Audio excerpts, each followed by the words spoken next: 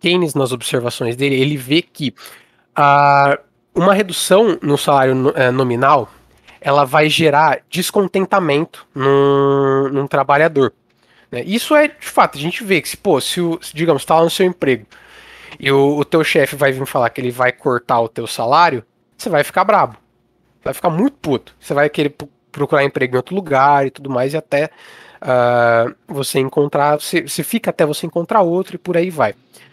Só que ele também vê que isso não acontece quando há uma redução do salário real, né? Ou seja, quando há inflação. Porque assim, isso a gente pode dizer que não acontece, porque por mais que, tá, beleza, se a inflação ela for muito alta, o empregado ele vai reclamar e vai começar a demandar aumento e tudo mais. Só que, digamos, se você manter uma inflação de 2%, inflação de 4%, pô, tá certo. O empregado ele vai ter a perda do poder de compra dele durante o período de um ano até que haja o reajuste, mas não é algo que vai gerar um descontentamento no sentido de, pô, o cara ficar brabo, se organizar em sindicatos e tudo mais. Então, por conta desse ponto, o Keynes ele vai levantar e vai falar o seguinte: tá, essa ideia da economia clássica, trazer a análise das variáveis através de uma perspectiva real, ela é incorreta. Ou seja, e por isso a gente teria de tratar principalmente a questão do salário em termos nominais, né? Ou seja, em termos de moeda corrente. Isso é Pode falar? bruto. Primata. Tipo... eu não sei qual que é a sua posição sobre isso, porque eu sei que você não é exatamente... Eu não sou austríaco, mas eu sou... Né? Uhum. Mas... Não, o que eu fico puto com isso... Ele não tá aqui trabalhando com inflação como aumento de oferta da base monetária, né? Porque senão, por definição, não tem como você dizer não, porque os preços aumentam, mas o preço da mão de obra não. Porque senão, isso não chama inflação, isso é aumento de preço, né? Tipo, se por algum motivo a gasolina aumenta de preço, muitos bens e até serviços, né? Mas especificamente bens, porque serviço é emprego.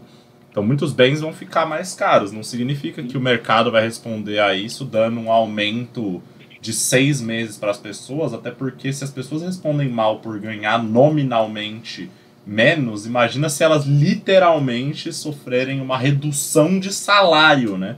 Tipo, o mesmo emprego pega e vai oscilando o salário da pessoa, isso é um absurdo, né? Tipo, tudo bem.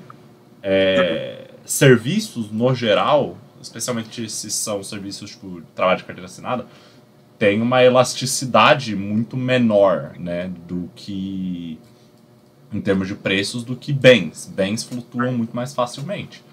Mas você não entender como a inflação é um fenômeno que afeta bens e serviços da mesma forma é muito... Não, isso me traz, porque eu fico puto. Ele fala assim, não, porque se tem este fenômeno, se tem inflação, isto pode acontecer, ou isto não pode acontecer. E ele só caga, tipo, o que vai causar a inflação. Porque se a inflação... E daí? Aqui eu estou utilizando inflação como aumento generalizado de custo de preço e serviço. Então, uma definição neoclássica do termo. Por quê? Porque... Uma coisa, os neoclássicos eles tratam como a inflação como um fenômeno puramente monetário, tá? Essa questão mesmo de você definir a inflação como aumento generalizado é justamente a definição keynesiana, tá? Sim, enfim. Só deixa eu terminar o que eu ia falar.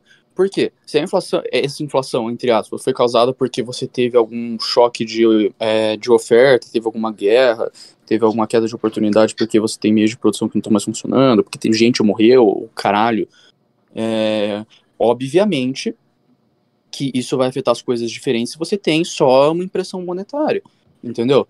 E os dois jeitos têm potencial para fazer a mão de obra ficar mais cara. Por quê? Porque a mão de obra funciona por oferta e demanda. No final das contas, é quanto as pessoas estão dispostas a receber e quantas pessoas estão dispostas a pagar por certo serviço. Por certo... Então, isso eu fico puto. Porque se você tem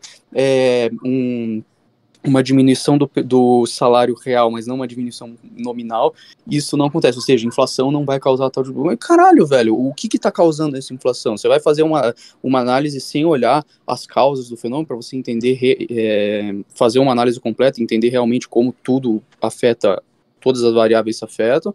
Não, se isso aqui mudou, não vai ter tal coisa. Eu parto desse ponto. Eu esqueço, como se você pudesse só simplesmente fazer um experimento controlado e falar, agora eu vou aumentar a inflação aqui na economia, apertar um botão inflação, vamos ver o que acontece.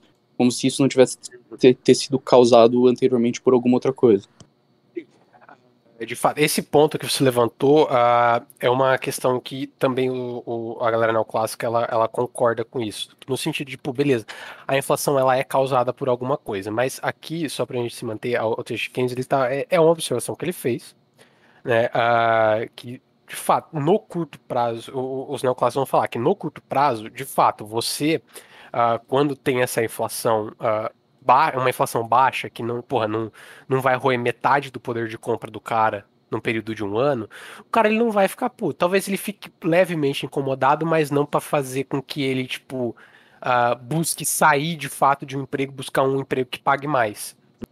Só que no longo prazo, aí de fato, os neoclássicos eles tendem a ter uma aproximação mais com isso de fato, porra. Se você ficar imprimindo dinheiro, o que vai denominar mesmo é mais vai deixar o pessoal puto e tudo mais.